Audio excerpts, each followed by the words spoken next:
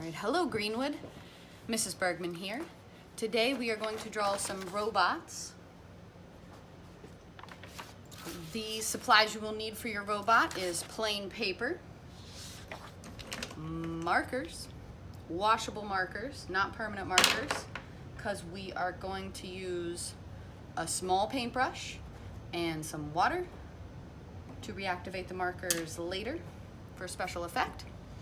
So pause the video so that you can get those supplies, and then once you're ready, we'll begin.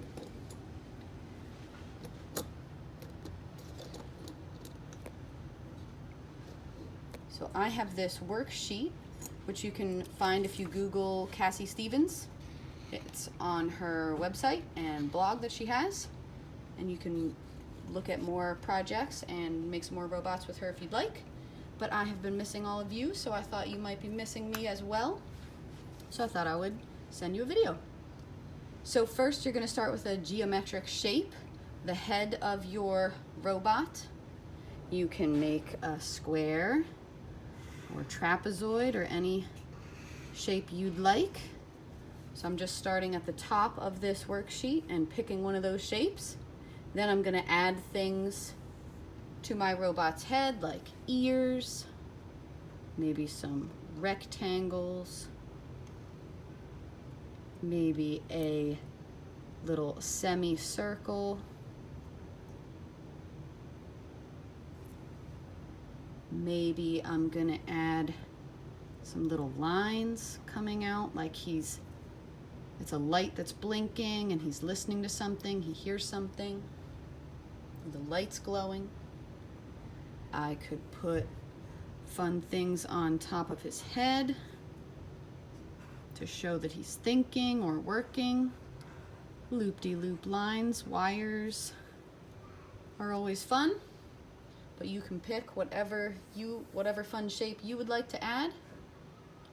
Next, I'm gonna make some eyes for my robot. You can make cute eyes or angry eyes, whatever you would like.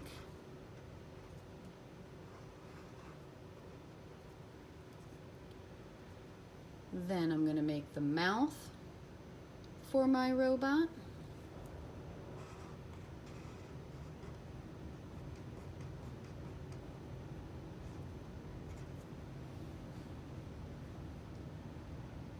Next, I'm going to make the neck and then the body. If I'm going too fast for you, just hit that pause button and then hit play whenever you're ready. I'm going to make kind of a diagonal lines, almost like a crazy diamond.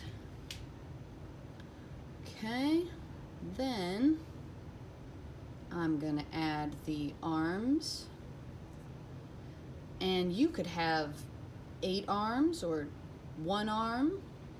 I'm just gonna make 2.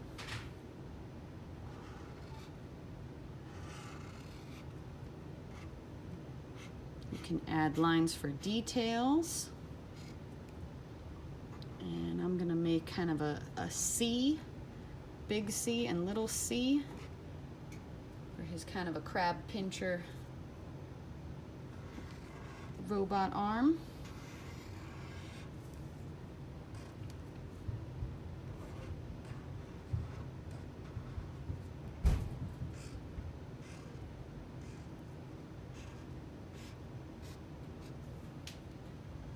Then I'm going to decide, what kind of legs does my robot have? Does he just have 2 legs? Does he have wheels? Does he have lots of legs? Are they kind of spidery, skinny legs? You are the artist. You decide, and notice how one arm is bigger than the other arm. I didn't really plan it that way. It just kind of magically happened that way. Wabi-sabi. It is perfectly imperfect. Happy accidents. I'm going to make mine have kind of like tank wheels. This goes in the desert or something. Needs to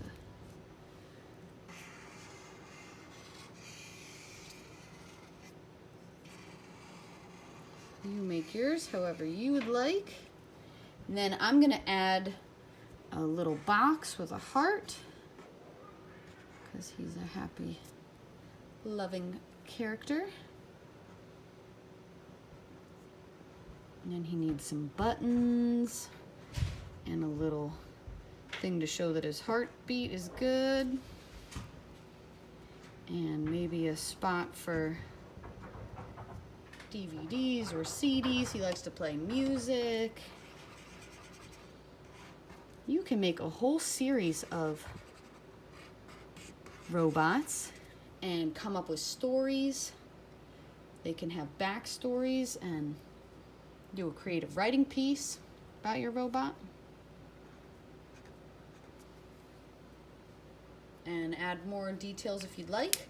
But whenever you're done, then you're going to do the magical water part where you take a small brush because you don't want a lot of water or it'll wet the paper too much and the paper will fall apart. And I'm just going to go along the sides where the marker is. And because it's a washable marker, it's going to reactivate, it's going to wake up the marker, the ink. And then it's going to shade my robot to a cool gray and make it almost look more like a painting, like I painted it.